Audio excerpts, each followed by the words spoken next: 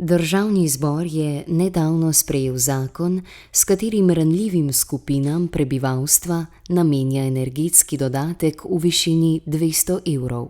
Namenjen je gospodinjstvom z nizkimi dohodki ter nekaterim skupinam invalidom. V samem izhodišču zakon naslavlja skupine prebivalstva, ki imajo zelo nizke dohodke, torej prejemnike denarne socialne pomoči in varstvenega dodatka.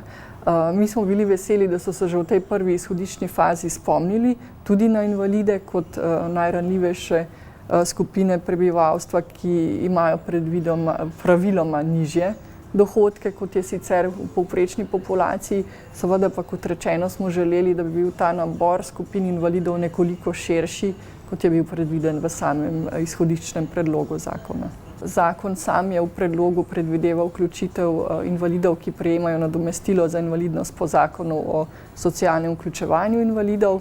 Predvidevajo tudi, da so prejemniki tisti invalidi, ki so invalidsko upokojeni, pa niso pridobili pravice do invalidske pokojnine, tisti, ki so ocenjeni kot nezaposljivi po zakonu o zaposlitveni rehabilitaciji in zaposlovanju invalidov, in tudi tisti, ki so vključeni v postopek zaposlitvene rehabilitacije in prejemajo to nadomestilo. Poleg njih so upravičenci tudi tisti, ki prejemajo družinski dodatek po zakonu o vojnih invalidih kot edini prejemek. Vlado smo vprašali, na podlagi česa se je odločila, katere skupine invalidov bodo prejemniki energetskega dodatka, ter zakaj ga ne dobijo tudi vsi z odločbo o visoki telesni okvari. Kot implicitno izhaja iz odgovora, vlada te kategorije ni prepoznala kot ene od najbolj ranljivih skupin prebivalstva. Nobeno merilo dodeljevanja takih pomoči ni pravično za vse, a glede na to, da gre za ciljni ukrep namenjen odpravi materialne prikrajšanosti, bi bilo morda smiselno, da bi bila merila temu primerna. Epizoda izpostavlja tudi nepreglednost in kompliciranost našega sistema. Invalid lahko postaneš na zelo različnih pravnih podlagah, tudi z zelo različnim dojemanjem invalidnosti kot pojava. In posledica tega je tudi neučinkovitost sistema. To niso moje oznake, to je ugotovila ekspertna skupina OECD, ki je bila lani več mesecev v Sloveniji in je analizirala pokojninski, zdravstveni in sistem invalidskega zavarovanja in potem izdala vrsto priporočil, ki pa, kolikor je meni znano, podobno kot priporočila OECD-ja predtem, zaenkrat še niso bila implementirana. Energetski dodatek je zaradi razlikovanja med invalidi s statusom po različnih zakonskih podlagah obravnaval tudi varuh človekovih pravic.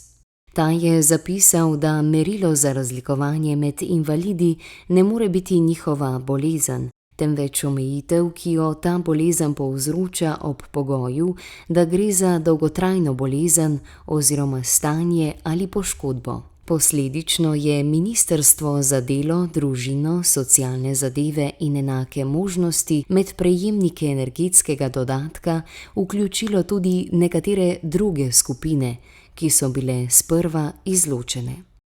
V osnovi je tak pristop odmev dejstva, da smo v smislu strokovne doktrine že pred četrt stoletja prešli z medicinskega na socialni model invalidnosti, ker invalidnost ni več biološki pojav, neka funkcionalna omejitev, temveč je posledica ovir, ki jih pred posameznika postavlja okolje, arhitektonskih, komunikacijskih, informacijskih in drugih. Tako invalidnost razume tudi konvencija o pravicah invalidov. In tudi sociala se je medtem premaknila iz socialnega varstva in varovanja na koncept socialne aktivacije. In politike bi morale temeljiti na specifičnih potrebah posameznika in odpravljanju ovir, ne pa na diagnozi.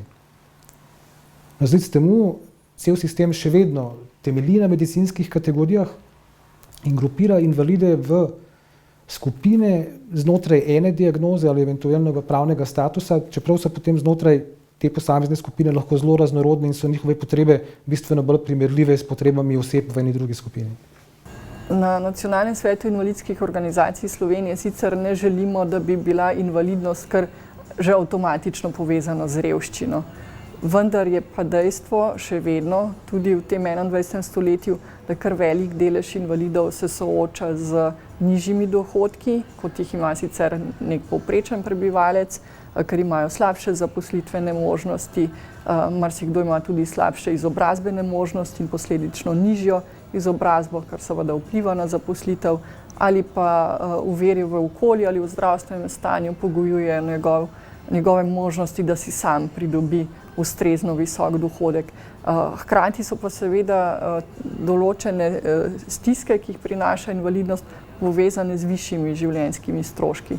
Torej se soočamo s tem, da imajo invalidi kot del prebivalstva v kar visokem deležu nižje prihodke, pa višje stroške. Seveda sistemska zakonodaja predvideva določene korektive, se pa še vedno zgodi, da določene nišne skupine invalidov pa nekako izpadejo iz te mreže socialnega varstva. Recimo gluhi in naglušni imajo pogosto samo telesno okvaro, nimajo pa statusa invalida. Smo pa nedolgo nazaj, ko je bil odprt rok za javno obravnavo predlogov za spremembo zakona o dohodnini, opozorili tudi na te skupine prebivalstva, ki imajo recimo telesno okvaro, pa ne statusa invalida, da bi se tudi njim priznala posebna olajšava zaradi osebnih okoliščin pri odmeri dohodnine.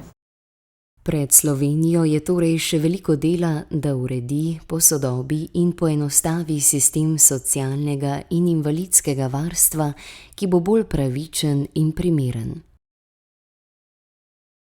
Do takrat pa se bo to področje urejalo tudi s takšnimi izrednimi ukrepi, kot je energetski dodatek. Upamo, da nekoč ta ne bo potreben za nikogar.